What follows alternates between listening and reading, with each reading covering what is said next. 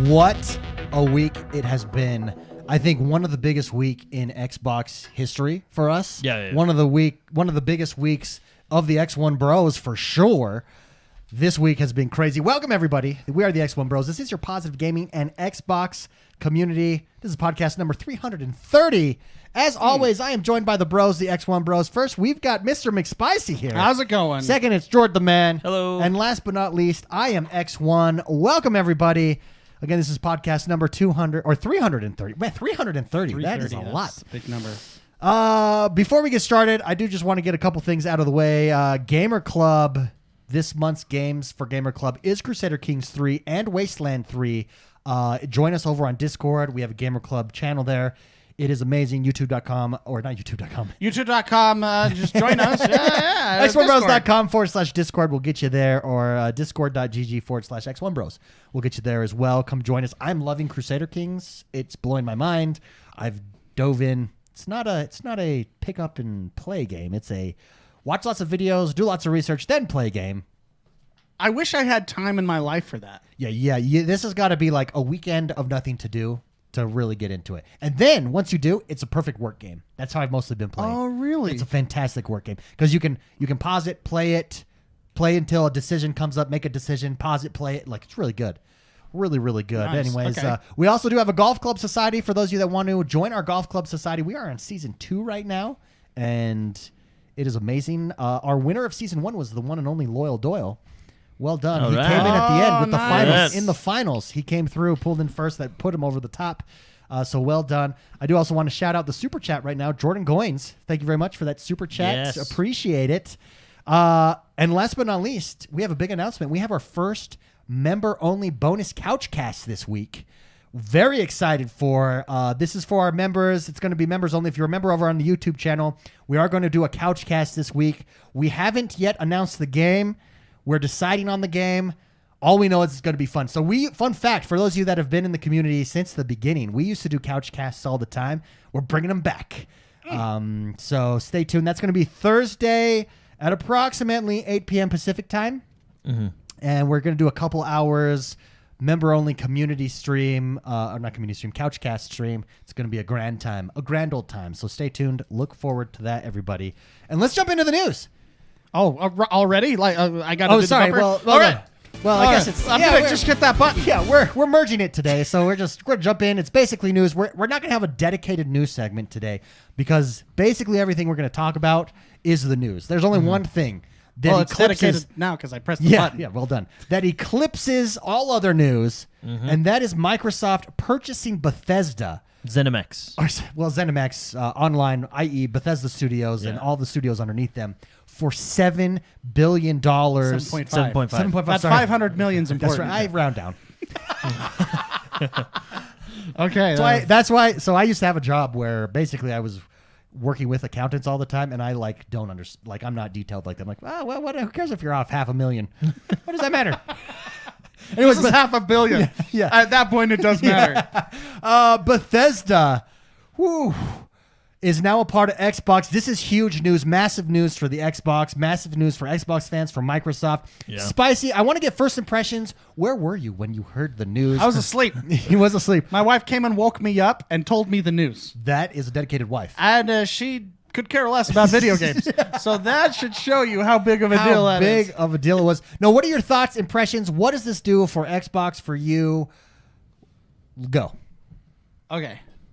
Well, I think it's a power move for sure. I think Xbox has been the day they do this is the day before they launch Pre-order. They did. Keep in mind, it was the day before. the day before you pre-order the new consoles, they throw this at the world. It made me think that Sony obviously is a big player in this console game too. Right? Absolutely. And they're doing a traditional, they're doing the traditional console release. They're doing traditional exclusives. They're very traditional on how console, as far as gaming has been done in the past, they're keeping with tradition and doing it that way. And nothing wrong with that. That's what brought you to the dance. Yeah, they do a great job. I'm a Sony fan as well. I like my PlayStation and I like the games that are on that. I usually just play the exclusives on it and play like the multiplayer games on the Xbox because that's where my friends are. But it made me think that kind of an analogy that Sony is playing checkers. All the pieces are the same to them, and Sure. Microsoft is playing chess, and they're pulling pieces out everywhere that weren't originally part of their traditional game set, Sure. right? So, for example, they're doing like Game Pass and things like that. They're doing a subscription service. They went both sides of the market. They went most powerful console and cheapest console. Yeah, they did with the Series S. So they're going both sides, whereas Sony, of course, is doing the moderately powerful console without a disk drive. And I would say not moderately. It's extremely powerful as well. It's just not the most powerful, right? So, speaking of which, I want to go on a quick tangent because I always do that when I'm speaking because I always think of stuff. It made me, with these pre-orders, which we can talk about how crazy things got with trying to pre-order both your PlayStation and your Xbox.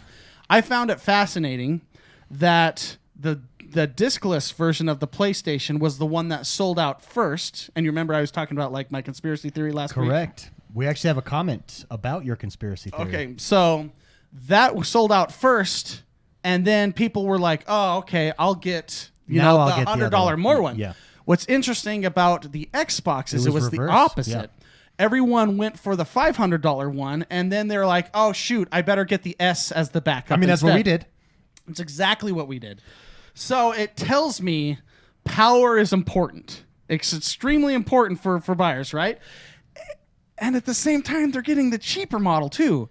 I feel that that's like a next level type of strategy on top of buying Bethesda. Or, sorry, not Bethesda, but... Cinemax Media. Sure. Thanks, Jordan. On top of that, getting those guys and the subscription service, and then even with the Xbox store that they just added hardware sales to the Xbox. So now you can buy another Xbox right within your dashboard on the Xbox. You can buy accessories, all the headphones. Yeah, super cool. I feel like Microsoft is playing a more sophisticated game at this point than other party members in this whole thing. Does that make sense? They're playing the long absolutely. game. I would maybe say they're pushing gaming into, they're pioneering new gaming, basically, right? Like this is a whole new strategy that's going on, and I think they're pushing us forward. Game Pass is is an example of that. Not wanting to change the prices is an example of that. Having these more iterative advances in generations while everything is backwards compatible within those generations, like a phone, like how phones works. But Phil Spencer's talked about that quite a bit. That's very iterative, but it's also pushing gaming in this new direction. xCloud, a new thing. And I think what you're seeing is there's clearly a market in this direction. We have news that Amazon just announced its streaming software that's coming out, or is it streaming game service? Yeah. Very much similar to like a Game Pass. Google's there as well. So what happens in this space if Amazon comes out and buys Take-Two, right? Let's say they do something like that. We're going to see these big moves, and I've said it before. I'll say it again. I'm like a broken record. Gaming in the next 5 years is going to look completely different than gaming the last 5 years. Yeah. We're at this stage that we're seeing a shift. This is an inflex point, and I think Microsoft buying Bethesda, buying ZeniMax For $7.5 billion. is huge. Here's what I think it did for a lot of people. We got a lot of messages in Discord, and Jordan, I want to get your thoughts on this. Okay. Who said, I just canceled my PS5 pre-order. I am now all in on the Xbox.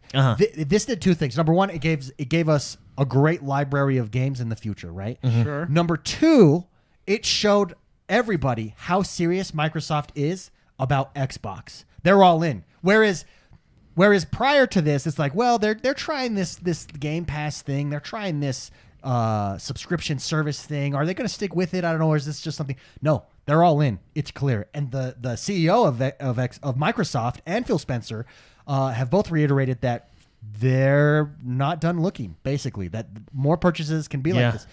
Some journalists have said this week, I saw in articles like, well, of course they said that. I don't know that they're going to go buy another big studio because, look, they just spent $7 billion on Bethesda, on ZeniMax. But how many months do you think it takes to close that deal? Months, right? This has been in the work for months. 3 weeks ago, we learned that they were going after, and it's not a secret, going after WB Games. That's a huge get. That's a big one. While already signing this, I think within the next year, and I said this in a video that we made this week on our YouTube, youtube.com/XoneBros, but I said, I think in the next year, we're going to see just as big of a get from Microsoft as Bethesda. They're all in, and when you're all in on this, it's content. It's content. It's Netflix. You've got to have they just doubled their studios to 21 studios overnight. And not just 21 studios, 21 world-class studios that will operate pretty independent, Phil Spencer says, to continue making the type of games that they're making. Jordan, give me your thoughts. But I think what it did is show how serious Microsoft is about Xbox. Yeah, it's huge. Yeah. Literally. Yeah, literally. Yeah. I mean, just look at the caliber of games you're getting with just Bethesda, right? You got Fallout and Elder Scrolls. Yeah. And then you have other games like Wolfenstein, Dishonored. Then you got I didn't know who Alpha Dog was. That's apparently one of the studios they acquired. They're a mobile developer. Yeah. So now you got the mobile market. But no, I think it's a huge move. Doom, and what's Starfield, The Evil Within, Prey? Yeah. Yeah, very interesting. And Wolfenstein, yep. Elder Scrolls The only one I'm going to kind of divert here for a second. The only one I don't know about is Rage 2 because I don't know who owns the rights to that. Bethesda published it, and then Avalanche Studios and id worked on it together. I don't know who is the actual owner. I assumed it was of those rights. I assumed it was id Software, and when you go on like Bethesda's website, I mean, Rage is there in prominence. Yeah, because they publish it. Yeah, so I think that's their IP. Because Avalanche is the studio that does like Just Cause and stuff like that, right? Yeah, so but I don't know who really, and it's if you notice, that's the one that's kind of left out of like the big ones when you see all the posters and stuff. Interesting. Yeah, it's interesting. I don't know who owns it. Yeah, the rights to it. But anyway, I think it's a huge deal. Yeah, and we are already getting games. I mean, I think October 1, Doom is on Game Pass. That's the big get. All of these games are going to be on Game Pass. Yep, because they're all first party now. That's the big sell. So let's address this question. We had it before. I think someone came in to troll us because they had PS5 next to their name.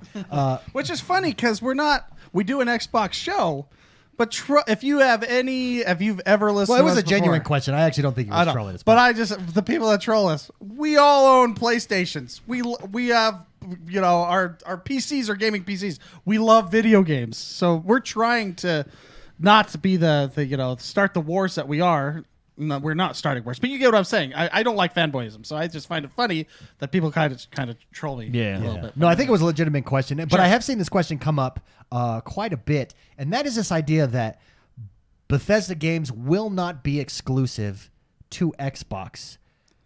I vehemently disagree with that. Should I give my opinion first, or do you guys want to talk about that? David, you were so adamant about it before the show when you were talking. I think you should. I will give my opinion. I don't think that there is truth to that, and I think what a lot of people like on the interwebs and even some journalists actually, which has surprised me, are hanging on to this comment that Todd Howard said in the blog post of announcing the deal with Microsoft and becoming a part of the Microsoft studios is that we just agree with their mission statement of being everywhere. You choose where to play, when you want to play, how you want to play, right? Well, that's what xCloud is, right? That's when Xbox says that, they're not going to publish all their games on PlayStation. Like, that's not what they're doing, are they? No, they're publishing them to xCloud. You can go xCloud, you can go PC, so that you can play them on any of your devices that you choose. But they're not going to do that on PlayStation. So that's what they're referring to. Second of all, the big get here. What is the selling point for PlayStation? PlayStation has God of War.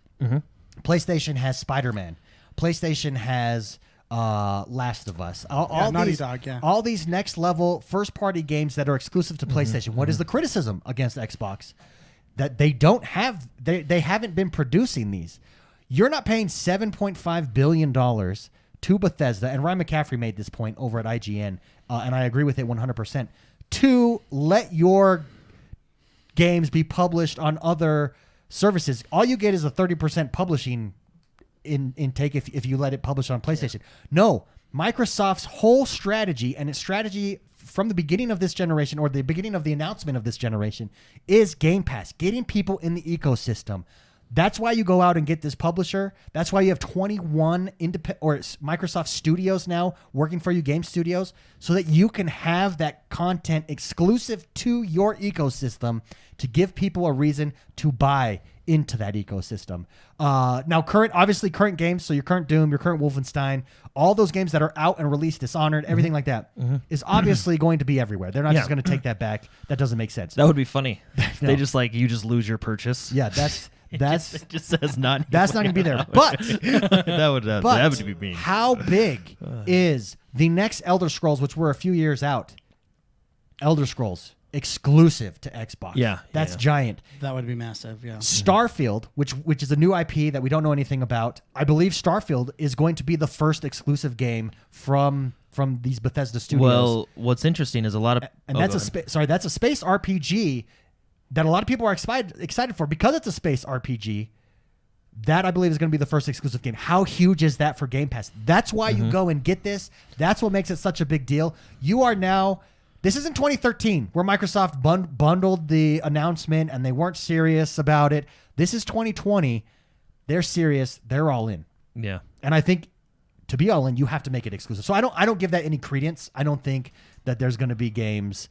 Deathloop, that's the game. That obviously is going to still be on multiple platforms because there was already an agreement signed before this deal. But everything else going forward is going to be exclusive to Xbox. That being said... sorry, Jordan. That being said, so... what was the original thing? Todd Howard. Everybody's holding on to that Todd Howard interview, right? Yeah, just that. And then a couple of people were in chat. Were talking about Starfield being on Sony's stage or something like that. I don't think that's going to happen. No, Starfield. Because first of all, Starfield is going to be the first game that is specifically for the Xbox. I know, that's what I'm saying. I don't think it's going to be on their stage, right? Not to mention, I don't think Bethesda. I mean, they may have been on Sony's stage, but traditionally they're over on Microsoft's stage anyway, right? I mean, but what's interesting is people are saying, Bethesda doesn't do exclusive games, blah blah blah. Phil Spencer came up because people were talking about Tokyo Ghostwire and Deathloop, correct. Now Phil Spencer came out and says that Xbox plans to honor the agreement of those exclusivities, which I believe they're both timed exclusives, so they'll be on PlayStation for the timed, and then they'll come over to Xbox. Now, the wording, Xbox plans to honor. I don't think they had to. Yeah, they don't. You know what I mean? I don't think they had to. And I don't want to hurt people's feelings when I say this, but it doesn't matter what Todd Howard and Bethesda have said. I don't think it's. They don't have a choice. It's not up to them anymore, right? I like Todd Howard. I think he's a good guy, and he's a rock star. I do think he means what he says, and I think he's just excited to make games. That's why people like him. But again, Microsoft owns them now. I mean, it's ultimately it's Microsoft's decision. What Todd Howard said wasn't anything. I think people are just and I agree with you. I think it's more so xCloud stuff like absolutely. That, Xbox PC. Right now, what's really interesting is other than Ghostwire Tokyo and Deathloop. Which they did say that they were going to honor those exclusive deals that they had, which, like I said, I don't think they had to because of how that's worded, right? And then those will come to the Xbox.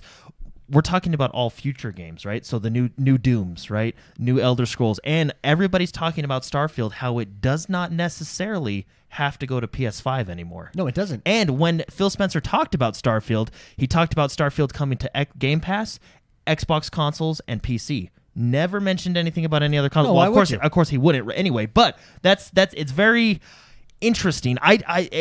They also said that all future games from ZeniMax Media, all their underlings, right, Bethesda and all the other ones, will be coming to Xbox. They also talked about they may, on a case-by-case basis, go to other consoles, right? So they may still decide to put some in different places depending on how they choose, but.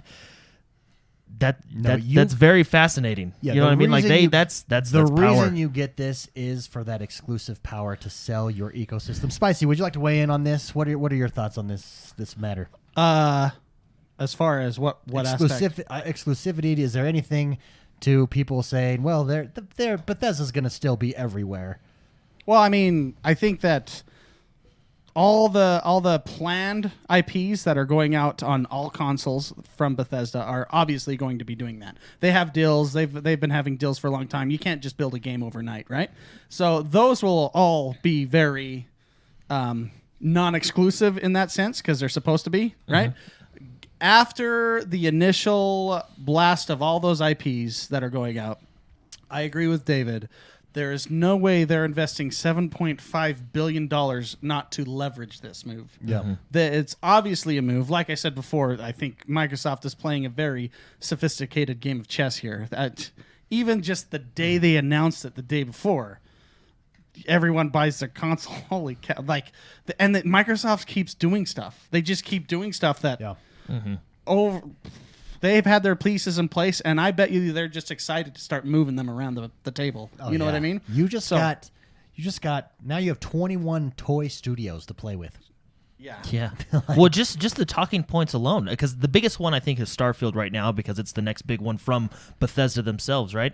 Everybody's talking about, like, because no one really knows right now, like, is Microsoft going to hold that one, or is I mean, just to have that power of saying, yeah, it's going to be here on Xbox. And when we say Microsoft exclusives, I think you'll always have the PC component from this point forward, so it'll be Xbox and PC, right? But and even I'm going to add, even if on some titles they decide to go all platforms, right? Yeah. They're still making money on I know, all right? of this. And that's why they specifically said it'll be a case-by-case basis for other titles, right? Which, who knows? You know what I mean? So they're obviously going to be levering this to up their brand and up their sales and all that stuff. To think otherwise would be stupid. It would be like when Sony, and this is the mentality that I don't get. It would be like Sony purchases Naughty Dog, right? Like they purchased Naughty Dog clearly to get the exclusives. They got the exclusives, but then Sony says, "Well, we're actually going to release them to Microsoft." That defeats the whole purpose. Like, why would you? Yeah. Why would you do that? So I just don't. It might be that people are trying to hold on to. I think that's exactly because I mean, let's say that let's say for sake of this argument that we only have PlayStations, right? And we love PlayStation. I actually outside that I do love my PlayStation. Now back into this, that it's almost scary that I just lost one of the. I lost Elder Scrolls, maybe, right? Well, or I lost. Yeah, I'll give you a prime example. My friend that I work with only has a PlayStation. Was really sad. He's like, I'm really annoyed. Now I have to get an Xbox. And I was like, well, hold on. You have a gaming PC, right? Yep. Well, you can just pay $14.99 and get the Game Pass, and you'll have access to that. And he was like, oh yeah.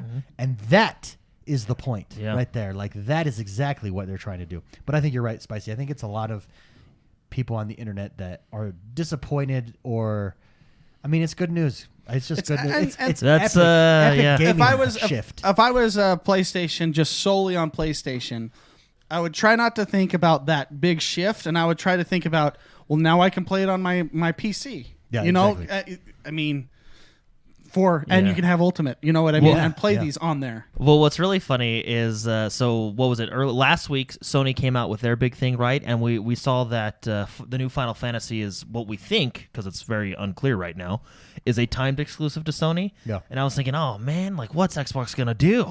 Yeah, right? Xbox like, I was wasn't like, worried. They're all sitting like, just wait. And then a couple days later, they announced Bethesda, and I was like, oh, that's what they're gonna do. Yeah.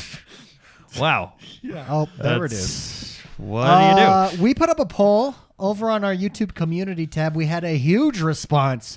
We asked the question, with Xbox purchasing ZeniMax Online, does this give Xbox an advantage at launch? 71% said yes, 13% said no, and 16% holy shat Bethesda. Yeah.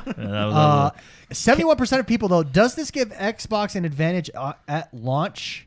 Spicy, do you agree with that? 71%. Do you think this gives them an advantage at launch here? I mean, look at when they announced this. When the pre-orders went up for the console, it absolutely gives them an advantage. Even just your friend, when he was like, "Oh, now I have to buy an Xbox." That's the mentality of a lot of potential customers, right? Exactly. It absolutely gives them a good edge. Yeah, I agree. Sure. What a night and day. Remember how pissed we were at some of the announcements with Halo and stuff? Well, not us, but like the world was about a month ago. It's all gone. Yeah. Well, because now it went from being haha to haha. Oh man. Holy. No, I really think they're playing a next level game of strategy. Their pieces are all over the map. I think so. The CEO of Microsoft said they view the future is in interactive software entertainment. He said that, and they see it. And if something comes up that we think can enhance that in our portfolio and our business, we're going to do it. They have over $130 billion cash on hand, estimated up to $160 billion cash on hand. they're the most. Apple's in second place with like 80 billion cash on hand. It's And- not even close. And they got to spend it before the end of the year, or Yeah. else Before taxes taxes. will Or get the them. bean counters are Yeah, gonna get taxes will mad. get them. So we don't they- spend this year, we lose it. They have that cash on hand, and they've announced that they're gonna. If something comes up, I think again we're gonna see another big announcement like this within the next year, within the next 12 months. Yeah. And it's going to be very interesting. And we're actually going to talk about that. But sorry, go ahead. I was going to say this is actually a really interesting question. Does Xbox does this give Xbox the advantage at launch? I'll be honest with you. I don't think it gives them an advantage at launch. I think it gives them an advantage, but I don't think it gives them an advantage at launch. I think there's two different gameplay styles right now. I think Microsoft is playing the long game, and I think Sony's playing the short game. I think Sony has a launch advantage because they do have a really good exclusive window. You know what I mean? Their launch titles look good. They have a really good launch window with, Ratchet and Clank.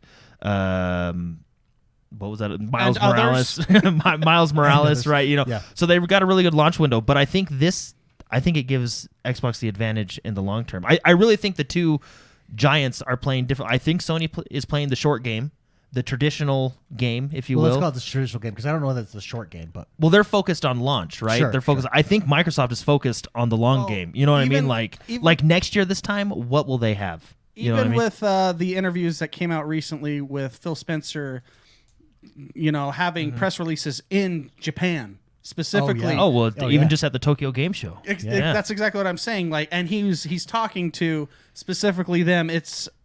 They're going into Sony's home field advantage now. Like they're pushing. Microsoft is playing a lot of pieces on the table. they are. pushing They hard. are. Let's get to some questions about this. Let's do Dark That Knight. sounded like a question itself. Well, because I'm deciding what to do next. Actually, let's we'll get to the questions after this. Let's talk about this next topic regarding this. okay. What studio? Let's go through what studios we think could be potential purchases for Xbox in the coming year. I have no idea now. Yeah, I would. Yeah. I have a theory. Okay. I have a theory here. I'd like to let me break down. Jordan Goins, who's a member on our YouTube channel, left an excellent comment on one of our videos this week, where he went over and looked at the valuations of each of the big companies and each of the big publishers. And so I'm just gonna use his prices here. You can go double check him. Go double check me. I double checked them. It seems accurate here. Just remember, Microsoft can afford any studio at this point. Nintendo, so think of this: 130 to 160 billion dollars cash on hand. Nintendo's valuation is 66 million or 66 billion. They could buy Nintendo, right? Like, I mean, that's With kind cash of, on hand. With cash on hand. That's With the a kind of cash- power. This is With a cash they cashier's check. Yeah, they find this in their couch in the lobby. Yeah. So just put that in perspective. So What do you want me to check it? Make it out? again, to? I think we're going to see. I mean, and we know they already knew Bethesda was coming. They were signing that deal while simultaneously going after WB Games, which is not a small purchase. Which, by the way, still may be in the works. Which AT&T, AT&T said it's no longer for sale, but who knows? Maybe it's no longer for sale because Microsoft purchased them already, right? Like, the big rumor right up front is Sega. Sega's worth $3 billion right now. I that might be true. Right now it's a rumor. The reason that it's a rumor is because what Sega did, Sega of America, I believe. No, it was Sega of Japan. They tweeted out a tweet of a box sitting on a desk and a girl, and she has her head down and she's doing the X sign in front of the box. And a lot of people are thinking that means Xbox, Sega, like there's some hidden Easter eggs there. That makes sense. What if else they're- could that mean? that maybe they've signed it. They've got a deal with Game Pass or something like that. If they buy Sega, Sega has a crap ton of games. Sonic. You don't even know how many get Football Manager. Sega, ooh, dirty. Yeah, they do. But Total Sega War. is a Japanese developer, right? They're being really aggressive on these Japanese. Yeah. Well, what was it in 2019? Phil Spencer did say he wanted to buy a Japanese studio. Yeah, I think so. When we look at these studios, I think Sega. Maybe it means that she hates Xbox, hates boxes. That would be hilarious. I think Sega would be the right. I think the strategy here is what studio gives us the right games that we need. And I don't think some studios, I'll give you an instance. EA, I don't think EA gives you the games that you need to your library. I think it gives you good games, sports games, obviously, but those sports games, there's licensing issues there. I don't think it gives you anything you need. So I think EA's out the door. And Not to mention, I feel like their relationship with EA is really good anyway. They don't need to spend any more money. No, and I don't think that gives you. No, I do think Sega makes a lot of sense. I do think Sega, it's Japanese. I think that's where they go next. If you want to break into that Japanese market, I think you've got to go and get Japanese developers. Yeah. Homegrown and to compete with Sony on that level. Sony owns that market. Well, what's funny is they actually, with the purchase of Bethesda, who is it that is doing? Let me pull up the thing again. I think Tango Gameworks. They're a Japanese developer. They're the ones that are doing Ghostwire Tokyo, but they're based in Japan. There you go. So I mean, they've already got. I mean, now Spicy's looking up actually Sega. All the games that Sega publishes. What are your thoughts? Do you think I'll put this makes on sense? screen so everyone can see what I'm looking at. Yeah. Do you think Sega is a publisher that makes sense for them to go get? I don't know. Well, I mean, okay, let me list some IPs that Okay. you might have heard of. Bayonetta. Of course. Okay, Yakuza. Yep. Football No, Manager. we've heard Boom. of that. Yakuza. Super Monkey Ball, which is actually A fun game. it's a big game mobile-wise, right? Panzer Dragoon. Fantasy Star, Jet Set Radio. These are just the IPs. I mean, that hasn't been released since 2012. But Golden Axe, Sega Base Fishing. Obviously, they're Sega, but those are the franchises. We can go into Company of Heroes, Warhammer 40K, Dawn of War, Total those ones are War. big. Puyo. Yeah. These are just. There's a lot more. The Persona series. Yeah, Persona. So these are just all IPs that they could potentially. Mario and Sonic at the Olympic Games. Those ones are licensed, right? But, So there's not like giant titles there, but I do think that's a correct style purchase for Microsoft. How about Activision Blizzard? Activision Blizzard is $63 billion valuation there. They can afford it. That's a big chunk of their cash on hand. Again, I don't think that makes sense for them. I think having Call of Duty exclusive to your console would be huge. I think all the Blizzard games make sense in your Game Pass Ultimate. Yeah. But I don't think it's giving you necessarily what you need. I think they need Japanese. I really do. No, I think their next big studio. I agree. I think they need to go with a Japanese studio. Like, I mean, you got a lot of heavy hitters in Japan. Well, and I think they are pushing that. I mean, that Capcom, demographic. Konami, Square Enix, Yeah, Sega, we got right? So I mean, So I don't think Activision. You guys agree with me? Maybe Activision Blizzard. I don't think that's realistic. No, I don't think so. Maybe next year. So maybe we'll get that one for you next do year. have Capcom and Konami both right around $5 billion each. Capcom, those are both Japanese publishers. Yeah. They have a ton of games. I would say Capcom more than Konami. I don't know. I feel like Konami has the Metal Gear Solid franchise, right? They I believe own the rights to it. Ever since I don't know, I feel weird playing a Metal Gear Solid game without Hideo Kojima. For sure. At the helm. You know what I mean? Yeah. That's his baby, I mean, right? if Microsoft, So I mean, Konami has other titles as well. Like I think they have Pro Evolution Soccer and stuff like that, right? I think Capcom would make more sense because Capcom isn't Capcom the Resident Evil series? Capcom's Resident Yeah, Evil. Capcom's Resident. I mean, that's a lot of Capcom's a big one. Yeah, a lot of 3D big fighting ones. games. Yeah. A lot of anime stuff is Capcom. Ready for this? The one that I actually think makes the most sense and is as big as Bethesda get. Yeah. I think, and you can quote me. Everybody, write it down. Within the next year, if I were Microsoft, I go and had $160 billion. I go Square Enix Well, all the way. That's why I mean they're the staple of Japanese especially developers, if you're in this battle. Like we need to win this console competition, this console war that we're in here. How do we get? You want to peel away generational PlayStation fans? You get Square Enix and just the Final Fantasy series alone. Right, you make the next one exclusive to your or a timed exclusive. I don't think you do timed. I think you go exclusive. Can you imagine having the Square Enix library all on Game Pass? The problem is with Japanese companies is there's cultural differences. Yeah, they're very homeland. You know what I mean? It's So a lot. it's They're very nationalistic. Yeah. It's a lot. There's a lot of hurdles to overcome that Sony just has built-in advantages being. Well, and they are Japanese, Being right? Japanese, they're, right? I mean, they're the that's whole just- product, right? Yeah. Square Enix. I mean, if you would have asked me on Sunday, like, hey, would Square Enix ever sell? I'd probably say no. But I also would have said no about Bethesda too. And then Monday morning we get the announcement. So I don't know if they could get Square Enix, but after them purchasing Bethesda, And I do now think anything is a possible. lot of people. I know that the counter to that would be like, no, they're too closely tied to PlayStation. It's like, well, that doesn't matter. They're right? building Like, at this point. I think we've seen with Bethesda. I mean, you could have argued Bethesda was building this great relationship with PlayStation with these timed exclusives and stuff like that. No, like I mean, that doesn't. Yeah. Money talks. Well, You want to know the biggest cultural crossover? You want to like unite cultures? Money. Godzilla. Money. Money. That's my second. Money. I don't and know. You Godzilla.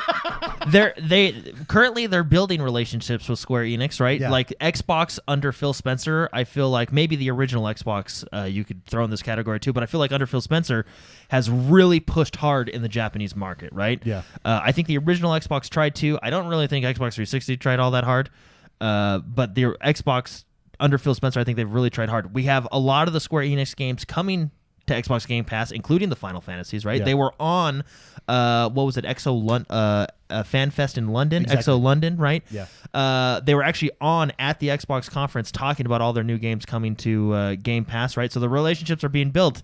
And I mean, if you have a good relationship and you have $160 billion, Yeah. I think there's a combination for success right there. Well, regardless, I do think Yeah. the next big studio, Japanese just makes sense. This is the first launch, and Phil Spencer has underlined it, that Xbox is launching in Japan the exact same time as the rest of the world. Yeah. That's never happened before. They lowered the price this week. They announced they're I think it was lowering like the pricing $28 or something in like that, Japan yeah. for Japanese. For the S, I think just the S. For I the don't know S. if the X is. I mean, I think they're being aggressive, Mm-hmm. and it just makes sense. I think we're going to see a big Yeah. Japanese Well, during purchase that there. same speech, which was at the Gamescom thing, that whole speech was basically reaffirming, "Hey, we are focused on you, the Japanese gamer." You know what I mean? Yeah. Like they're not just it's not like a second thing. Like you are the focus, Yeah. right? You know, Xbox gamers are the focus, right? It was actually a really good speech. Fitzy in chat says, Oh, what, I was inspired. Yeah, I was like, Fitzy oh, in wow. chat- I'm I'm not even Japanese. I know. You're like, wow. Fitzy in chat says, what do you think about Microsoft trying to buy a studio that is under Sony right now? I would love for them to buy Insomniac. I mean, I think that's a possibility. I think, though, more likely is to go, because it's not just do we buy this great studios. It's now like, what do we need? What are the holes missing in our portfolio? Yeah. And I think that's it. Let's just put a couple other hypotheticals out there. CD Projekt Red. I'm not sure. Now, their valuation, which is giant, is $10 billion. Yeah, Holy they crap. are. I'm not Wow. I'm not sure that gives you. And I think they only that's have a 3 very. games. I know their IPs are not. They have, I'm gonna look up what like everything. I think own. they have 4 games. They have Witcher 1, 2, and 3. They have the Witcher card game, and then soon to be Cyberpunk. So they almost have 5 games. Yeah. I'm At a gonna $10 billion worth. just to see. I'm gonna pull up. Keep talking. Yeah. David, sorry. I'm not sure like that. If you go after them, that's a very very long term play. I don't think there's an immediate gain there. Witcher and Cyberpunk. But they wouldn't be exclusive. They would be on Game Pass. I'm just saying that's their IPs. Oh, that's their IPs for the yeah. Yeah, That's Witcher it. and Cyberpunk. And they're worth Shows- $10 billion. It shows how successful they are, right? Oh Like, my that's- gosh! Wow. So I don't know that the only other like impressive. Western one that I do think would be giant and would be legitimately huge, and an immediate result is Take-Two Interactive. Which would be Rockstar. Take-Two and, Interactive is $19 billion. and I think Gearbox. That might make that guy kind of angry. What about Bandai Namco? Bandai Namco, another Japanese. They have a publisher there. lot of IPs. They've got a lot of IPs there. Dark as well. Souls. Ooh. From software. From software, yeah. I mean, that's exactly the type of stuff that you would be getting. Take-Two, I think would be a big get. That one would be the only one outside of like a Japanese one that I think makes legitimate Does Take-Two sense. own Gearbox? Probably. I don't know. I think they do, which is Randy Pitchford. Which would be really funny if they bought Take-Two and then Randy Pitchford, because he's like Isn't really. he I don't know dueling with why, Xbox? but he seemed like. Remember, he was like Yeah, really he was in upset that with bad Mike. mood. Yeah, he was in that bad mood that day. That was so funny. He was just. I think someone took his sandwich for lunch or something, and he was just in a really bad mood. Yeah. What if At Microsoft, they yeah. pull the rug out from now? This is all hypothetical. We're speaking hypotheticals. I think it's fun to review this stuff. This is just a theory. I do think it's likely to go after. We're going to see more purchases. Whether they're on this big of a scale, I don't know. But it is fun to talk about. How about ready for this? Ubisoft $9 billion. I don't know. Project Red is bigger than Ubisoft. Yeah, I mean, you can double check. CD Projekt Red is bigger than Square Enix. That blows my mind. I have no like Reference? boundary or reference on power level at this point. Like CD Projekt Red owns 2 IPs, Witcher and Cyberpunk. Yeah, And thinking Cyberpunk's about not the even out power. yet. Well, it's got to be There's the power levels all over the map here. It's got to be the sales, and they might. I wonder if they have investments in like, do they have an ownership stake in The Witcher? They might, and so Well, like, they bought the rights to. Remember, the game. they Yes. bought the rights by giving the author a so, bag I mean, of money. You're looking at they've also got television. I think Netflix, where's like, they've CD got- Projekt Red from? Their government backs them, so they have Yeah, that. well, they stole the Arma guys. Oh yeah. Bohemian. Yeah, Bohemian Interactive. They So stole- I don't know why. with Ubisoft, you instantly gain. You're getting Assassin's Creed, which is all their You're getting games are Assassin's already Creed, coming you're getting anyway. Rainbow you know what I mean? Six. You're getting For Honor. You're getting Ghost Recon. Mm-hmm. You're getting the Rabbids game, Rayman games. You're getting a lot of games. You are- Watch Dogs. I don't know why, but Ubisoft. Valhalla. Oof. Ubisoft doesn't seem like. I don't know. It just doesn't seem like a big. Like I don't think they would buy Ubisoft. Like even if it's Yeah. I know it's hypothetical, but I don't because you're getting all those games anyway, right? Yeah. You know what I mean? Like I don't know. Yeah, there's not a lot of games there that like go exclusively. I guess like, with other ooh. companies you're getting all those games anyway, but I don't know. I feel like Ubisoft or Ubisoft. Yeah, the rumor is. I mean, I Ubisoft would or Ubisoft, I would whatever. buy them just to in fact, nail down what let's pull that up. Just type in rumor Sega Microsoft and let's show off, guys. Go look it up for those of you listening, and you can see the tweet that everyone's basing this rumor off of. And this rumor, I mean, it seems like the right thing. And just go like images. Okay. Pulling it up. Maybe it up. they're just making Right a new there. Sonic. Right there. Yeah, that is it. This is what Sega tweeted out. pull this We're gonna up. pull this up. Just Google it, and you can look at the tweet that has caused the rumor of will Microsoft be buying Sega? Maybe it was just for that controller.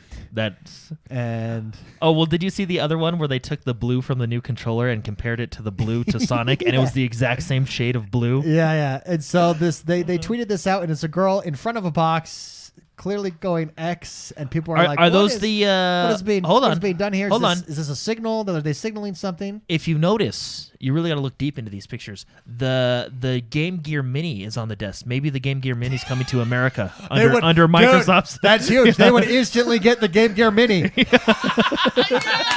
It is. I see it. It's down in the bottom left corner. It would be packaged with every Xbox purchase. A Game Gear Mini. Yeah, it comes with it. Yeah. Oh man, the keychain Game Gear. That would be awesome. Can we? I wonder if people have zoomed in to see like what's on her notepad and stuff like that she has up there. I mean, that's I pretty. have to step closer to the screen to see. That's pretty. It would be pretty- obvious. that's You pretty- know, that's a pretty. Unless she just falls asleep like that in the office and they were just joking around. They were just with messing with it. Like, yeah, look how this crazy lady falls asleep. She's got a Dreamcast keychain like thing that says Dreamcast Yeah, on yeah. the side. So. What about her notes? What do her notes say? Were you able to see I'll her look notes? closer. Let me look at the address on the box. It says like Redmond, Washington or something. Or? I believe that is a Windows computer she's using on the right. Oh, that is a PC. I think that might be a Surface. It totally is. It's a Surface. You can see how those rumors start, right? Like how the conspiracy theories start. Oh, Anyways, that's a lot of fun. Who knows if that's going to happen? I think we are going to see a big purchase again on the same size of Bethesda, but it's complete conjecture. Like that's completely just for fun, right? I mean, so we'll see. I wouldn't doubt it with what we've seen. Anything's in the works. Let's get to some questions real quick. Dark Knight writes in and says, boy, oh boy, bros, what a week we've had. So excited about the news that dropped this week, and chilling in line with other gamers for Series X talking about it just gave me this feel-good vibe. Gotta ask, with the acquisition of Bethesda Studios, what IP are you most excited to see come exclusively to the Xbox ecosystem? Jordan, let's start with you. I'm really curious to see because I mean we don't know. I mean, like they said in the tweets, all future games, Starfield, Fallout, all the case by case basis for other consoles. I mean, who knows what they're gonna do? I'm just more so interested to see what happens with Fallout and Elder Scrolls. Those are the two big ones. Yeah. I mean, if they make those two exclusive to the Xbox family, Yeah. man. I think at this point I'm most excited for Starfield just to see what it is, and if this is like a new grand master, Yeah. masterpiece I think it's going- IP, then I'm most excited for that. I like the idea of space, RPG in space. I think it's gonna be Skyrim and Mass Effect. Beyond that, a really underrated game that I actually jumped back into this week after this announcement is Evil Within. Very underrated. Very, very good. Like, very, very good. So I'm very excited for that. I don't know if it was underrated. I just don't think we played it. 'Cause Well, we don't play underrated. scary Well, games. as you far know as what I mean? it's critically acclaimed. Well, I mean, games. it's critically acclaimed, but it's not like a big seller. Yeah, you yeah, know it's what I not mean? like So that's what I your mean by underrated. super AAA. Spicy, right? how about you? What IP are you most excited? So I'm trying to. Xbox? I want to get like the deep stuff because id Software has Wolfenstein. I'm looking at Commander Keen, and I Commander Keen remember right that there when I was a on the kid. Nintendo. Yeah, baby, in his little spaceship. Yeah. I love that game. That was when I was a little kid. Can you imagine? Oh, we can see it. On your list, you have Quake there, which is also now that's a very popular PC game. What Yeah. if they brought that back to the console with another console version? They So, could- that's Pull Quake out. Yeah, well, and especially Quake's like style is getting more popular with some of the games that are coming out. What's that game you've been playing? Hyperscape. Yeah, that's right. It's very Quake. Very Quake-ish, right? So, I don't know, David. Lots. You know what? There's a lot of IPs here that blow my mind. So, Fallout, Yeah. an exclusive Fallout. Wow. Holy smokes! Well, now you've got under Microsoft Studios, Obsidian, Bethesda. The last time those guys got together, New Fallout Vegas magic was- happened. Magic happened. This could be something that happens again. And So- of course, like any any Elder Scrolls game, right? So. Yeah. Great. There's a lot of- great question, lot of Dark good Knight. stuff. Thank you very much for writing in. To submit a question, you can do so each and every single week over on YouTube, youtube.com/X1Bros. Just hit the join membership button, and then you can submit a question on our community tab. Phantom Philly G writes in and says, after the ZeniMax deal, what would you most like to see from the new Microsoft Studio teams and the new IPs? Maybe id Software could do a first-person shooter focusing on the UNSC from Halo, or Imagine or Machine A Games. Doom Halo. Doom Halo. Or Machine Games could make a Gears game. Anything is possible. I think this is a fantastic question, Phantom Philly. What 'cause- crossover? You don't think of it that way because technically, now that Microsoft owns them and They kind can- of calls the shots, they can say, okay, Obsidian, you're working on the new Fallout game. You know Yeah, what I mean? yeah. Bethesda, you're working on this game. Or, you know what I mean? Yeah. Like, We want to dirty. Let's Doomify Halo. Well, that's. I mean, he's already got the suit. He's got the suit. It's almost the same suit. Maybe they made this purchase just so they can take Doom elements and put it in Halo, the new Halo. Well, because what is the guy, the protagonist? The in- Doomslayer? The Doomslayer. He could be a shock trooper. You know what I mean? Like you could totally could go be places like, with that. Hey, he's not a Spartan, but send him in. Like seriously, like he gets out of the shower, do do do do do do do do, you know, and have him voiced by Nathan Fillion, and just have the whole universe of Halo. There is one thing that I would like to see, which is probably not on people's list, but it's on my list. I would like to see them take the Elder Scrolls Online and finally, Halo it. yeah, no, and finally make it cross-play and cross-save between Xbox and the PC. And if you want to, you can throw PlayStation in there too. But because right now they're 3 separate Yeah, servers. yeah. I mean, it's so archaic having 3 separate servers. And nowadays, I mean, so come on. 1999. Come on. I mean, cross-play, cross-progression on Elder Scrolls from PC to Xbox. That's what I want. Yeah, I agree. I want it. So I wouldn't take because Beast in chat says don't mess with my Halo. And I agree. But no, it wouldn't be the main series. Yeah, I agree. Imagine like the Shock Trooper games that they come out Yeah, with. well, You know what I mean? and that's what Halo, Phantom Philly, ODS, Doom. ODS Doom. well, and that's what Phantom Philly says, like focusing on just the UNSC from Halo, right? That's So what I like would the Marine- like if you like just a side. Well, even his helmet, the Doom helmet is kind of Halo-esque, and like not a Master Chief or not anything like or maybe it's a story focusing on the Banished. You're playing as the Banished. And that would fit in with Doom because they're kind Yeah. of, They're kind of mean. both jerks. But Yeah. because they're mean. they're kind both of mean. They're yeah. all mean. And then we could have somehow in the universe a fortress in the sky where you hang out. I actually think what makes In our more, universe, I actually think Halo what universe. makes more sense is a Gears style game with Doom-esque mechanics like that. Well, make that's it third person though. How would you do? Because Just make it first person. first person. but that's not Gears. That's Doom at that point. I know that's what he just All called right, Doom. Brian That's F. an amazing. Great question, Phantom Philly.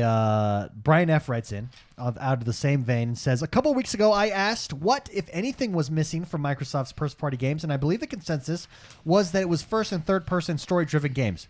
He says, with the acquisition of Bethesda, that seems to be fulfilled, especially as the lineup comes to fruition in the coming years. So I asked the question again, what now is missing from the game genres in Microsoft offerings? And I do think it's JRPGs? Yeah. Japanese-style games. And again, we've seen Microsoft be aggressive with them. Look, they went and got Crossfire. big true. Japanese game. They went and got Phantasy Star, another big Japanese game. Then we go over to Square Enix. All those Final Fantasy Fantasies games now coming on Game Pass, right? Yeah. I think I don't know. I think first-party Japanese they're building titles, relationships. First-party Japanese titles is where that's the next step. Yeah. I think that's what's missing now. I think we're set with everything else, right? Spicy, anything else to add to that? No, if they purchase like a Bandai Namco or a Sega or anything over there, then any of those guys that do like the JRP style, that's it. But we also have like Fable, stuff that we should be getting soonish, right? Next holiday, maybe. And that's not JRPG. That's very Western RPGs, right? But it's still... What if Bethesda starts working on Fable?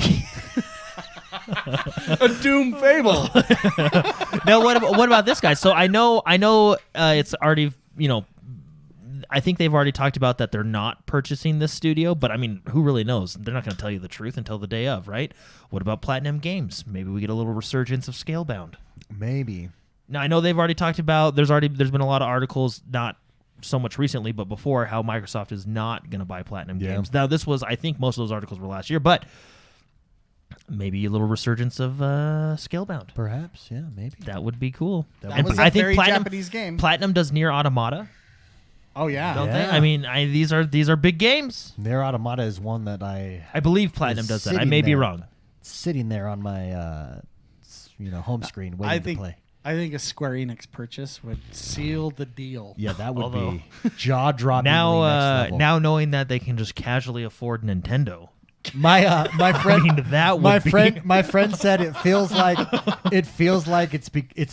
politics. He was like, it feels like politics now. Like Xbox just flipped some red states blue or blue states red with this purchase, and I have to make my decision on.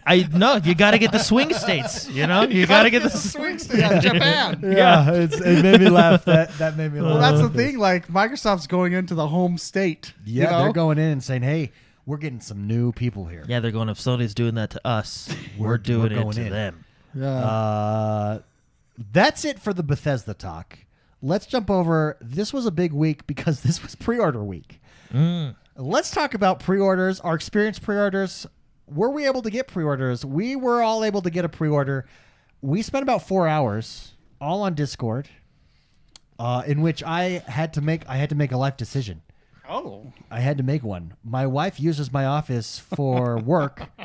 She's a mental health counselor, so she has to meet. And it's not like something like she has to do it. And I said, no. She came in, it's time to work. I was like, sorry, we got to get a babysitter for the kids. I've got to do this. And I wasn't planning on it, but it's because we had got ours, but then we were trying to get Spicy's. Like, there was one missing. Yeah, because remember how I was like, it's going to be fine. It caused a little bit of a rift in my house. And David was pissed.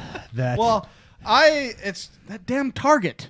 Target screwed me up. Yeah. Target. Because they were baiting me. Yeah. They totally baited me. The bait and switch. I had Best Buy up, I had Walmart up, I had Target up, I had Amazon up, and I had Microsoft up. Those were my big players, right? And I had gone in and I made all my accounts updated with all my cards, and I was signed in into all of them. And right when it hit, I went in to try to get all of them, the boxes, right? And the only one that allowed me to put it in the cart was Target. Everyone else crashed. Yeah, so I was like, okay. And it says it's in my cart. Anyways, I go to my cart and it says your cart is empty. Yeah, it was like broken. Go back. It's still there. Go back and pay.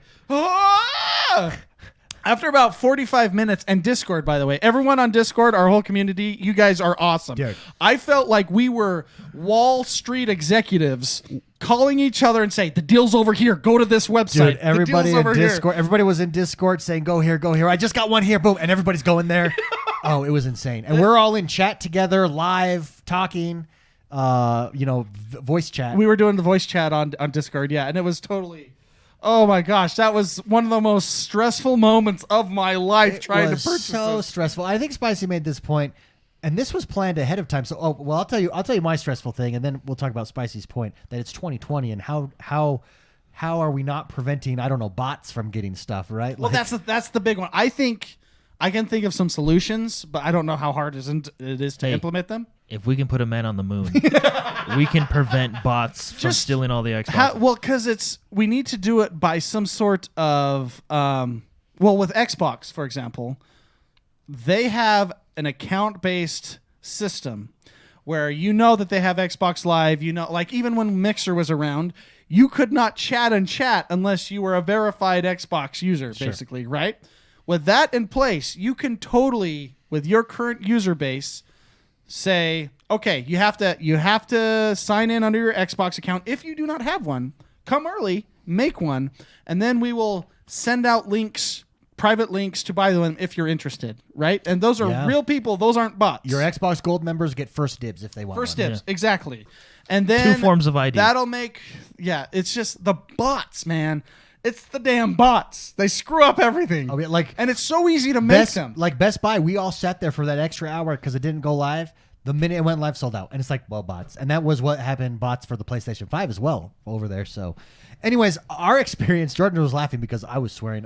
Mine experience was actually fairly smooth. I was so it was pissed. actually Because we both Jordan and I, Microsoft Store, boom. Get there, boom. Get it right away. In my cart. Yeah. Screen loading. Jordan's like, I got it. I'm in my cart. I'm checking out. I had and a theory. And my screen is still loading. And then it goes blank. It goes like bloop, like white. And I'm sitting there like, oh my. And not what you said. I was so pissed. Yeah, that's what you said. There You was were some really F-bombs mad. being Yeah, dropped. you were really mad. There was. I funny. was screaming. Jordan's just like, well, I'm checking out. Boom, I'm done. I got it. Yeah, I had a strategy. And so then what I did is I opened a new tab because this was the Series X. It like froze. The screen froze, loading. I was like, shoot. I didn't get it. So I opened a new tab. I went back in. Series X available, or Series S. So I hit the Series S, boom, there. It loads right into my cart, no problem. But then my other one comes up, the X is there as well. So I hit refresh on both of them. Boom, I've got Series S, Series X, check out. Because I was thinking, well, I got it? I You bought them both, yeah. Check out, got them both. It was the most stressful 10 minutes. It was really like, I know what Wall Street guys feel like now. I mean, that's why they burn out, like 2 years. But it's also exciting at the same time, it you was know? exhilarating. It's the thrill. And thrill of the when hunt. you nab that, because I got mine on Amazon, so hopefully they don't F me over. Like, seriously, they've done it in the past. It's probably going to happen again. But I eventually, somebody in Discord was like, Amazon's open. And we'll check it, click, click, click. Got it. Got an order number and everything. Amazon traditionally in the past has gone and said, but the day before, oh, we're out of stock. We won't get yours for 70 days from now. You know what I mean? Like, yeah. But I feel okay-ish. Yeah, I think yours is legit because of what happened, right? Because they took it off after. Took it off, went on, took it off again. And so I think yours is legit. I think Jeff Bezos made some calls. I think the best and smartest, I know Dark Knight did, I know Loyal Doyle did, I know a couple people in the community did, was going in person and just making sure you were the first one in line. Yeah. That's always good. At GameStop, GameStop was the only, I think, in person that you could do. And that was that. So I think that's the best. That's probably what we should have done. But I didn't realize I they still were got gonna, mine though. Well, if the pages didn't crash, we would have been fine. Yeah. But every single store, Target, Walmart, Best Buy, everything crashed with the stupid checkout process. Yeah. Could you pre-order a pre-order? I want to pre-order my pre-order. I want to get a fast pass for pre-orders. Pre-ordering, yeah. Yeah. Well, I know MMA. He was able to get one, but and this is smart of GameStop. I got to give it to him. But he was pissed because the only one he was able to get was a bundle, and they bundled it with headset controllers at GameStop. So he had to pay way more. And I was like, dude, just sell it. Just sell Yeah. it. Yeah. Sell the extra stuff. So we put up a post, another poll on our YouTube community tab. 2 polls this week. Again, to be notified for these, subscribe to us on YouTube, youtube.com/XoneBros, and hit that notification bell. Were you able to pre-order the Series X and S? And this is fascinating because we got a few hundred. This is a few hundred people that responded to this. Yes, 50%. No, 50%. Exactly half. Exactly half of those that responded were able to get the pre-order. Now, I wonder in these no's if there was no's from people who weren't even interested in the pre-order. Probably could have worded that question better, but still, the fact that half got and half didn't, that shows the crazy and zaniness that is 2020 and pre-ordering in 2020. Yeah. I'm surprised. I'm actually really surprised that Microsoft, with the power of their servers, had their site slowed and chugged. It did, yeah. Well, what's funny because we're sitting Basically there, like a we're sitting there planned hitting- DDoS attack. It's basically well, we're That's sitting there exactly what it is. hitting F5 up to the time of release, and it's just refreshing right away, and then like Jordan said, oh, it's taking longer, and boom, you knew it right when that clock Right went, when all the bots are going in there. boom, it took longer and everything slowed way down, and that's how that worked. Pre-orders are here, everybody. For those of you that didn't, like Psychotic in chat says, I didn't, sadly. There's going to be opportunities. We will keep our eyes open. The community and Discord will keep their eyes open, and I would be very surprised if you weren't able to get one on day of launch. I would try and go to stores on day of launch because I guarantee retailers hold a couple back just to put on the shelves. Yeah. You know what I mean? Yeah, so it's gonna be interesting to see, but And then just go to those obscure like places. Kmart for us. Kohl's. Right? So it was a fun week. What a fun and exciting week. That brings us. I even called my brother because I was panicking. Oh yeah, because you yeah. went to the Army exchange. Yeah, my brother's in the military or was, and he has access to that. And I'm like, oh, okay, can you get on the Army exchange right now? It's an emergency. He's like dropping everything. He's like, okay, what do you need? But it was sold out even there. It was sold out even there. So yeah. That brings us to the last segment of our show right here. That's right. This is a segment where we take your questions. To submit a question, you can do so each and every week over on YouTube, youtube.com/X1Bros. Bros. The X1 Boys. The X1 Bros. Boys and Bros. First question comes from Matt. He writes in and says, what happened to the crazy intros that you used to start the podcast with? That is a great question, Matt. Those were awesome. We did that for like the first 20 or so episodes. I'd say a couple. It was You think like it was a longer year than and a that? half. It was like a year and a half. 60 plus episodes. Yeah. Then David just got bored. Then you just stopped. Well, what we used to do too is we used to just sit and talk. Hey, how you doing? What'd you do this week? And we adjusted to jump straight into the content. We get right in To the meat. to the and meat. potatoes. We jump in head The first sausages. to the deep end of the pool. Yes. And so that's what we do there. But maybe we'll bring some of those back. I actually completely forgot about those. Some of them are pretty funny. So Matt is OG. Well done, Matt. OG.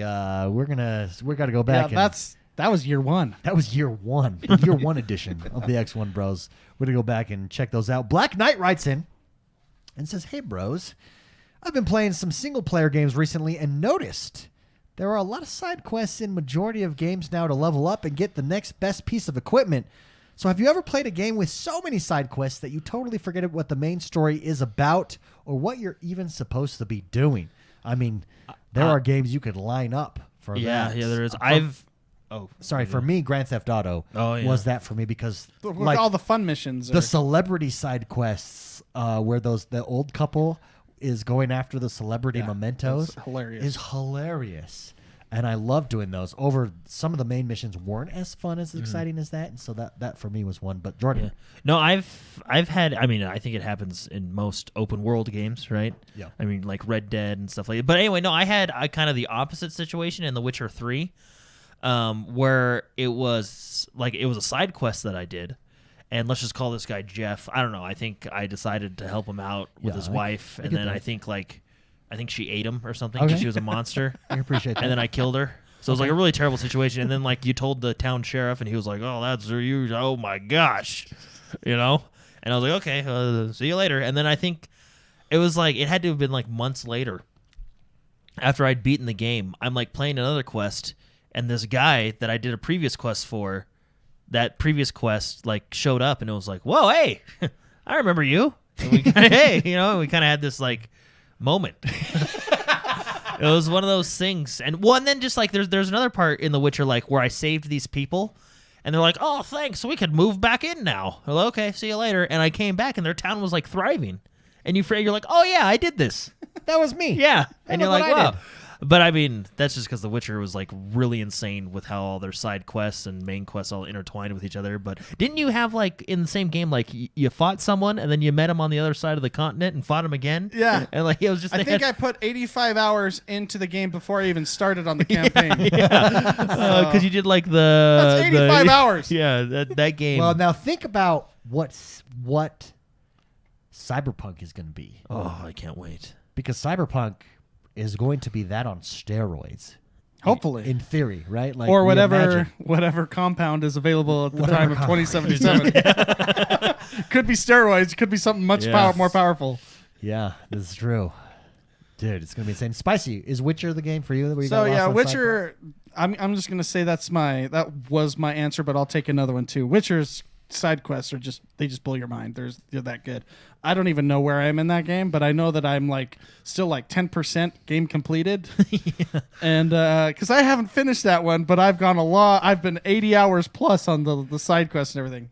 I'm gonna say Yakuza, because the side quests in that game are the greatest things in my life. They're so funny. I don't even know what's going on in the story. The story is incredibly complex and very serious, but I look for those side quests because they make me laugh every time I play. They are hilarious. Super Shocker says, I'm at the point where this man's unborn child kicks my butt 6 ways to Tuesday. Everybody knows that.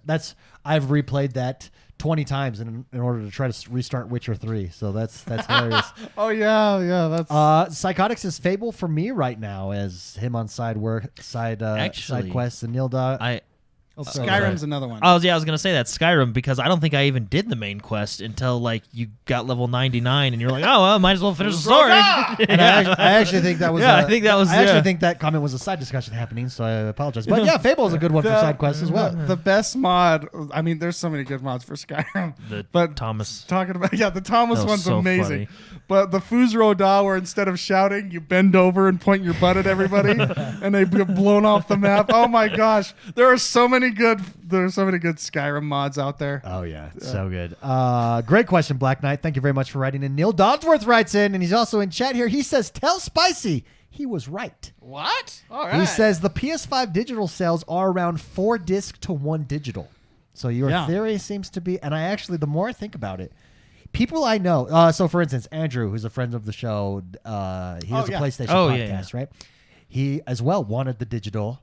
He's got connections. He's like on top of his game and had to go with the physical. I think they were going to take some hits, and so this was a strategy move. It's smart. That is great. That's next level business right there. Well, and maybe those digital got like sold to employees. Yeah, you know? Cut our losses, and then in a year, they will be available, and they will be a lot cheaper to make. Yeah, Neil says, I was able to get myself a digital. He says, now a question. Given their aggressive acquisition policy, should Microsoft do Game Pass for PS5? We all know money is in the software. Oh, that's interesting to have it. And the other theory is Game Pass on Nintendo Switch as well. I don't think you put them there because Game Pass, I feel like, is your exclusive right now. You know what I mean? Like, PS5's not going to put Uncharted on Xbox because it's there. It's what makes you come to the PS5. Same with God of War, right? I think Game Pass is their version of that. You know, right now anyway. I mean, we know they're going to have exclusives in the future and stuff, but you buy an Xbox to get Game Pass. I think the only way we get there is when we reach a point where consoles are not seen as consoles are seen now. Consoles are seen more as machines, televisions, right? Yeah. I don't know if we'll ever get there. That's like having Hulu be on Netflix. Yeah, that's a good point. You know what I mean? Furthermore, I don't know if Sony would ever let you be on there, right? Correct. I don't think that's gonna take place. That would be funny. But if consoles ever get to Game Pass, if consoles ever get to this point where they're seen as hardware pieces to play games on, they're seen more as PCs, then you would probably get there, right? Like it's just another PC, but that defeats the purpose of having a console. So yeah, I don't know. I don't think. I think, but that would be super. Talk about aggression. Yeah. That's super aggressive. Yeah, no, I think Game Pass is their exclusive. Yeah. You know what I mean? Like that's their thing. That is a good question. Thank you very much, Neil, for writing in. Super Shocker wrote in, and it's not here on our notes, but he writes in. He just wants to make a comment, and I appreciate this comment. I agree with it. He says, "How is it, bros?" He says, "I just want to make a quick comment. Tuesday morning was cray-cray." He says, "I was not a winner chicken dinner. I actually wasn't able to get one, but I had a blast experiencing the pre-sale madness with the community. What a great time.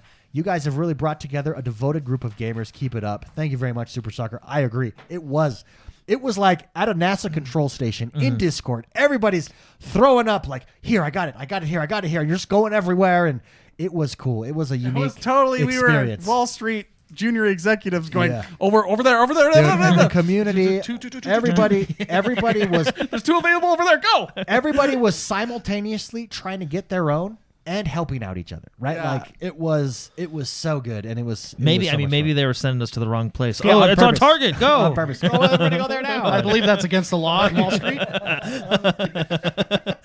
That's market manipulation, man. Yeah, it was a blast. I agree with you, Super Stalker. Well, we were even, I think, like Ronan and NK and just a whole bunch of people in chat were saying stuff like, what you got to do is go on the app, like on Best Yeah. Buy, turn off your Wi-Fi, Yeah. stay on the cellular network, and it works. You and can it get works one. that way, yeah. Which is really interesting. well, I and wonder then- why. and I then- think I have theories. Tell me your theory. I think the app with that doesn't allow to talk to their inventory quantity. So I think it was making it so it could it didn't talk efficiently. Yeah. So it said one was available. When in reality it might not. Yeah, I think that's my theory. Yeah. Be. Interesting. Yeah, it was super fun. What's interesting is last console launch was before the XoneBros existed. We knew we were going to do it. It was our first one that we went on console, like 2 places, and it was a blast. It was a unique experience. This Well, it one was is going to be unique. I will give you that. This one is going to be next level because I wouldn't necessarily call it a good experience, but it was definitely unique. Yeah, that's true. this one is next I mean, it was level fun for an hour. Because Before we Well, realized we were in the a best- riot zone. the best is they brought in pizza. Like 2 boxes. 2 boxes for like 500 people. From Caesars, from Little Caesars. You know, it's just like they like, hey, go to the drive-thru and just get as much as you can. Yeah, they didn't even up it to Domino's. You know? No, but this launch cycle with just the community and friends, and it's just a whole other experience that really enhances it. So thank you for everybody for being a part of the community. Super fun. Andrew Courtney writes in and says, I got my Series X and my Seagate expansion. Ooh. Oh, We're going to have to talk Seagate expansion. Yeah. as You well. dropped it. That was I sold my car and I got an Xbox. This is, so the week has been pretty good.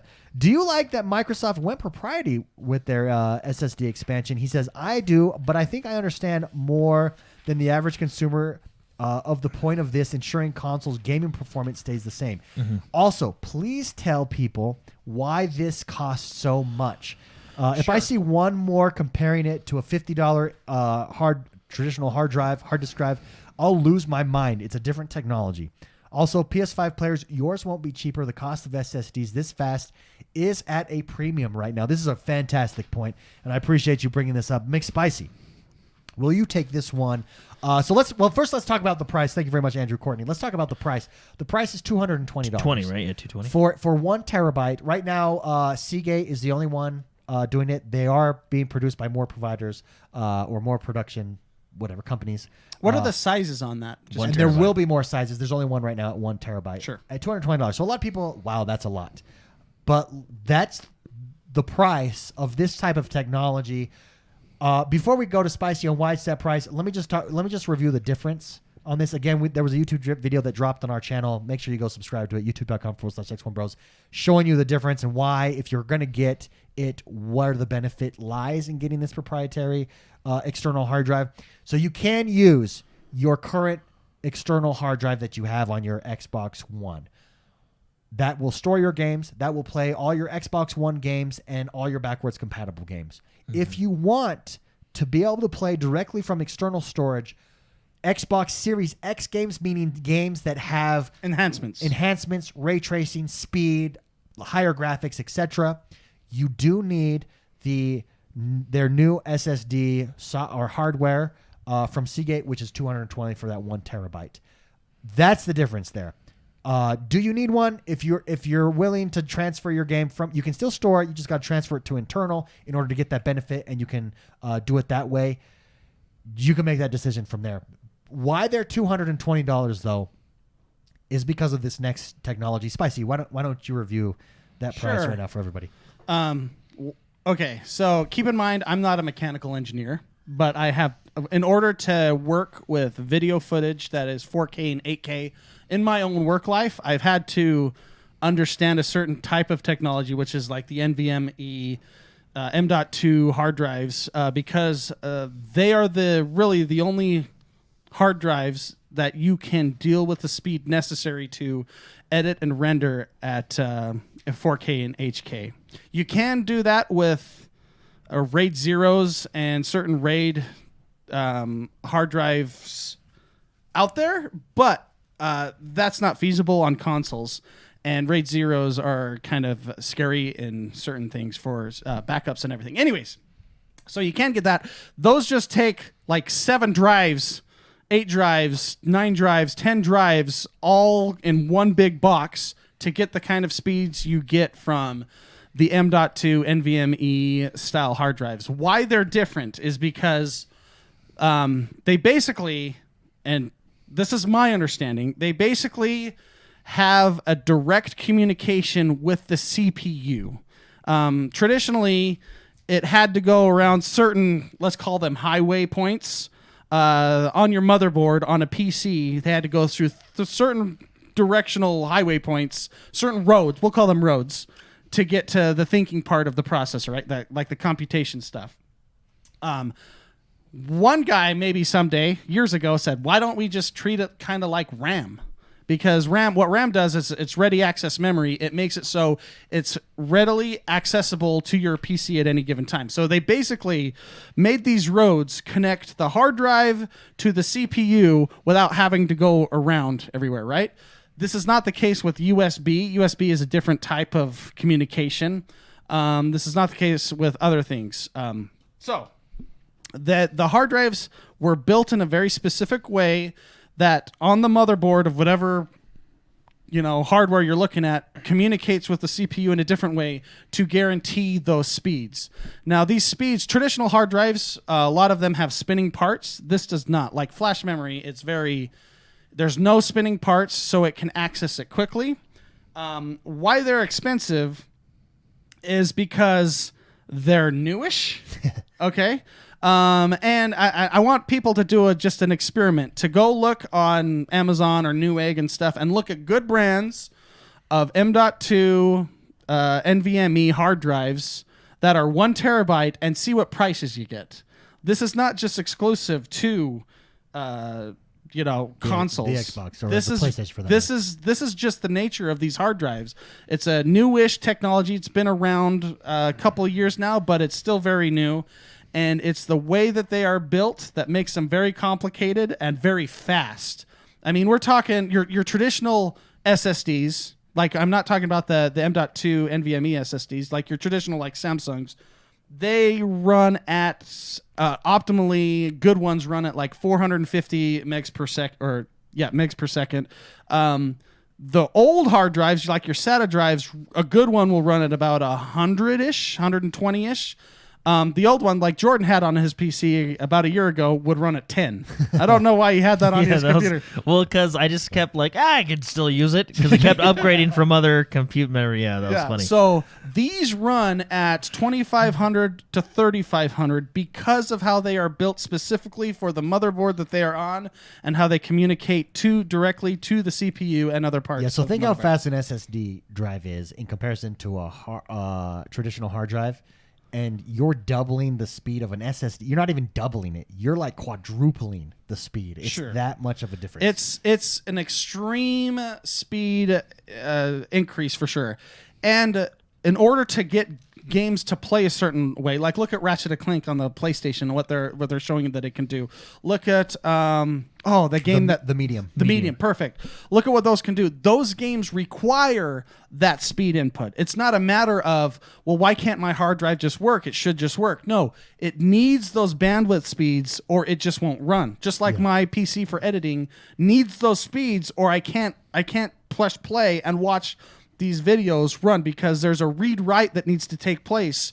The highway needs to be very fast and very wide for all this data for the bandwidth to go through for these games to play properly. Yeah. So I know that was probably really boring for a lot of people, but it's basically the long answer is you need those speeds to play the new games, and you can't get that on old hard drives. Yeah, well, I think the assumption is that because it's proprietary software that Microsoft is gouging us, right? Or that PlayStation is going to be gouging us because of that. And that's just not the case. It's just the price right now because, like you said, it's newish technology. I think what these consoles are doing is mainstreaming it. So over the years, this price is going to go down, just like SSDs were super expensive at first, just like multiple terabytes of hard drive space was really expensive at first. Those prices start to go down. Like when I built this PC, my current editing PC that requires that kind of bandwidth, I think I bought a 400 gig hard drive. So, but it's an NVMe M.2 hard drive. I bought a 400 gig one for $300, $350. and that was a year and a half ago. That's 400 gig. That's why I asked you how big, just to verify how big they were at the beginning. This is a 1 terabyte at 220. So it's relatively comparable in price to what you can get on the market. You can probably get some cheap ones that aren't Samsung, that aren't, for your PC for cheaper, but the price is relatively competitive. I think at 220 for 1 terabyte. I think that's right around how much they would cost. It seems like a fair cost. price, right? And I think and it's required to play these games for it, right? So it's required to play at the level that you want. If you're playing, you can play them from your hard drive, but just keep in mind, if you're playing it from your current external hard drive, you're going to be experiencing an Xbox One version of that game. Yeah, it's the Xbox. Basically, if you plug in your 3.1 USB 1 terabyte hard drive, you're going to be playing it as the Xbox One version, not the enhanced version for your X. I think what we're all doing at first is probably going to be using our external hard drive and just seeing, because if you think about it, you're only playing a handful of games regularly and seeing how transferring between works. That's something that I think a lot of people are going to be doing. And then if you need to buy it, you can jump in and buy it. So what I plan on doing, I plan on not getting the attachment. Yeah. I have a 1 terabyte in the box, which, by the way, think about just the hard drive, not the GPU, not anything else. Xbox is probably getting a good deal, but they're still probably paying $200 for the hard drive in a $300 system. Oh, yeah. Like, think about what they're taking a loss on this, right? What I plan on doing is I plan on having my whole library on my 8 terabyte crappy hard drive, and whatever game I decide to play, I have the current games that I play, I'll just transfer them.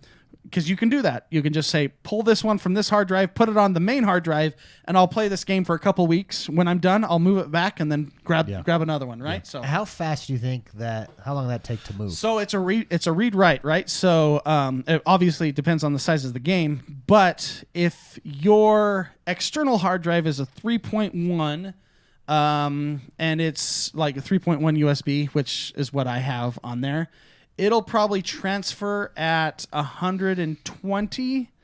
If you have a faster hard drive like an SSD, like we had Oyens, they're built for speed. Those are the traditional SSDs. Those run at about 450 megs per second. That'll be 4 times as much, right? But it depends on the direction, because read write. But it'll be faster.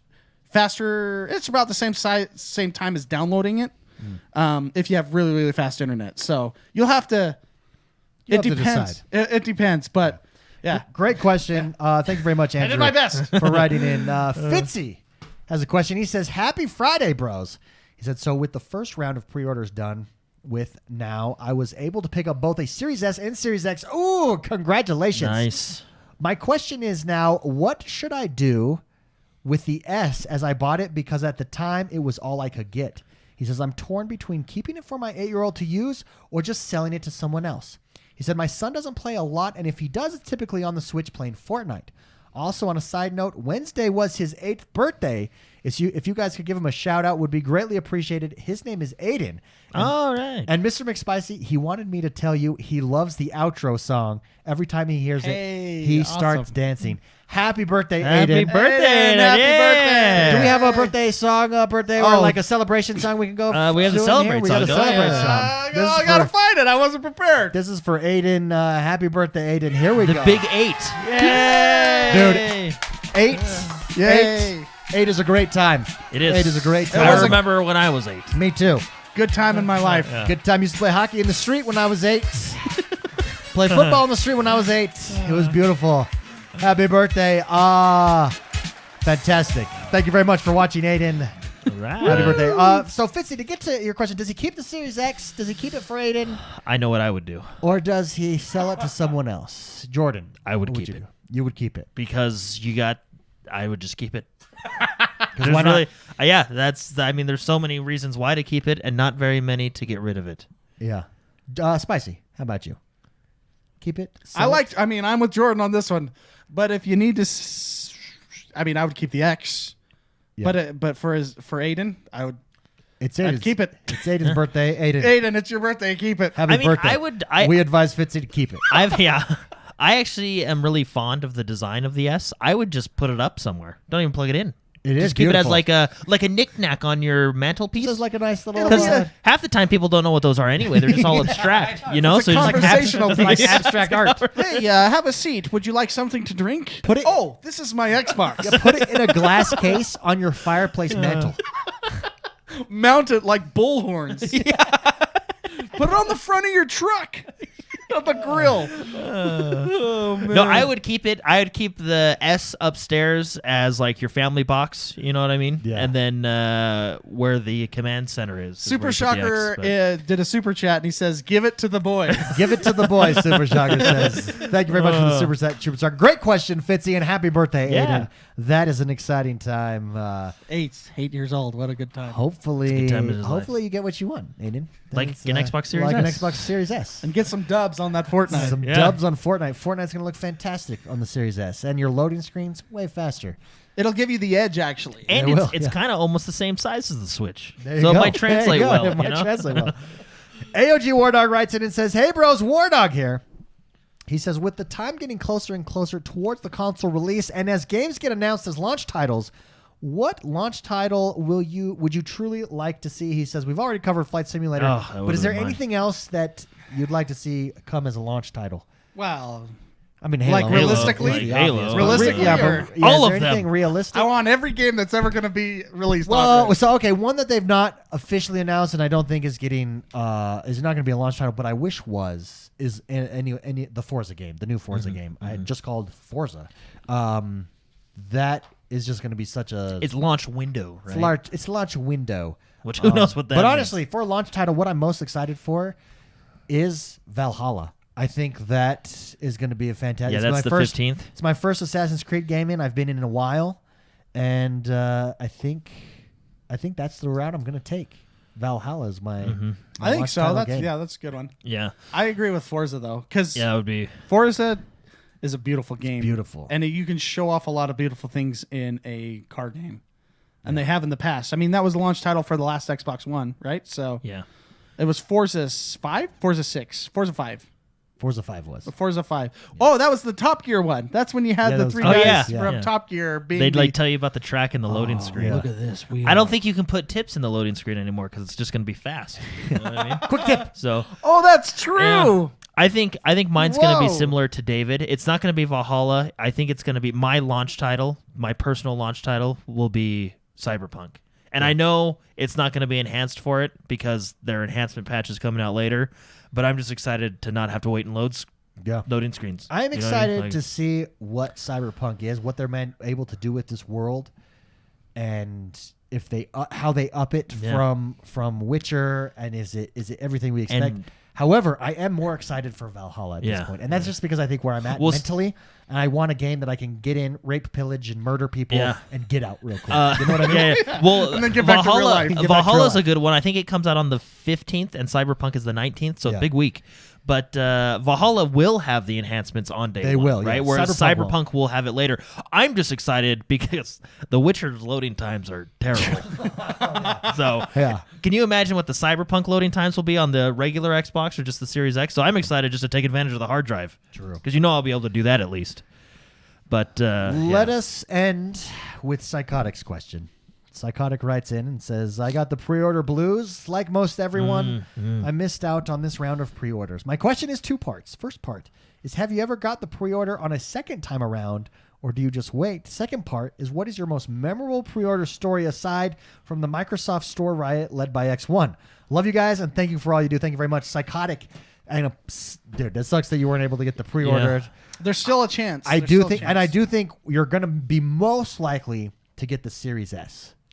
It seems like those have popped up multiple places, and it seems like randomly. you're able to get those.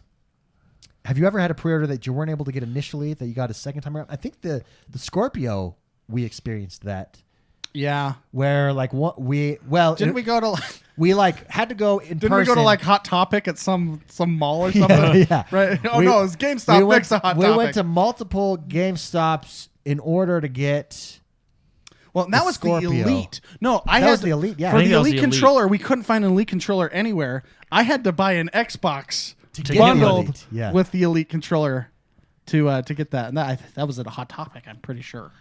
No, it was at GameStop. But Yeah. Yeah, but that's the one. And then Same the thing. Scorpio, we had to do like different websites. That was crazy with the Scorpio. No, yeah, I remember when I was a kid. I've mentioned this on the show a lot, so forgive me, but I'm telling you, Kmart had an electronics section that no one knew about. And I would go in, and it would be really scary, but I would find my Zelda games there. I got one of my DSs there. It's fantastic. Yeah. You got to find those hidden gems. One of the most memorable experiences for me was Titanfall. When we went to GameStop, we were in line, and they had the big statues. And we just had the normal Titanfall. But this dude walked out with the statue was in this huge box, and he raises it in the air, and everybody cheered. That was memorable. The other one that was memorable for me was Red Dead Redemption, because we all got it. We all took the day off work because we wanted to do Red Dead Online, and it just didn't work. It was terrible. So we ended up not being able to do But we Red Dead played the Redemption campaign, Online. and that Well, was we played really the good. campaign, so who cares? You know what's really funny? Speaking of this, Jordan actually, when we were like panicking trying to find the Xbox X's, he even pulled up Circuit City. Dude, Jordan was pulling up. I think I was in sites from the Middle East. Jordan I was in some weird Jordan went sites. into the dark web. Yeah, I was. I found out how to get in there. But there are some weird places I've never heard of before, but they said they had pre-orders. They were everywhere he went. The dark, dank corners of the internet Jordan went to get this pre-order. Yeah, the psychotic, you miss every shot you don't take. This is Yeah. true. This is true. Just look, man, you'll be rewarded. Well, and I think they've come out. I think Major Nelson tweeted that they're trying to Working get hard, more yeah. and stuff. You know what I mean? So I think honestly, I think a lot of people will get theirs on I think Thanksgiving sales and stuff like that. That's actually where I got my Xbox One. It was sold out everywhere, but I got it. The store magically had one on Black Friday, right? So I was able to stand in line and get it there. Yeah. Yeah, good luck though. But yeah, you do what you can, and it's cutthroat. And I do think Last Ditch is going to be on day of going to the stores. There's going to be physical ones available. Just make sure you're first in line. I think so. and I think you'll be able to get one then, no problem. I think they hold some back just on purpose to put on the shelf. Yeah. If at all you have to wait a week or two and then get it, then that's okay because that's when we get the games. So Well, Yeah, that's I true. feel That's like true. I feel like it all kind of stabilizes around Christmas again. Like it's still kind of hard to find them, and they still sell out. But I think it's easier because the initial first wave has already gone, and I think they get like that other shipment in for The hardcore for wave Christmas. has Yeah. passed. So, anyways, great question. Thank you very much, Psychotic, for writing in. That does us for the week. What a week! This was a week of weeks to remember in the Xbox community, guys. If you haven't yet, don't forget head over to iTunes, rate, review, and subscribe to us there. Also on Spotify, it really isn't it helps. called the Apple show. Music now? Apple Music? No, it's Isn't it just called Apple I think stuff? it's called Apple Podcasts. Apple is what it's called. Podcasts. I don't Yeah. Head over there. Whatever. the Apple. Whatever. Do your job right, David. Sorry. Plug us correctly. That's right. Also, don't Go to forget, Circuit City and rate us for the yeah, rate of also, thing. don't forget to come join us on YouTube. And while the music counts us out, Jordan, Yeah. what are you going to be playing this week? Anything? Well, I actually went on an adventure. I've started watching the extended Lord of the Rings movies, Oh. so 4 hours each. Ooh. But that has made me want to play a little Shadow of War. Hey, how I is might play- Spellbreak, by the way? We didn't get to Oh, talk it's really about fun. that. I like Spellbreak Do a you lot. It's kind of recommend it's free, so why not? Yeah, I mean, it is free. It is Yeah. fun doing magic in a battle Yeah, royale. it's a mage battle royale, but it was kind of like a little hidden one for me. I really like it. Dirty. I like it a lot. Guys, Aiden, this outro's for you, man. this is for you, Aiden. Happy birthday. Enjoy We'll the song. See you guys next week. Bye-bye, everybody. Bye-bye.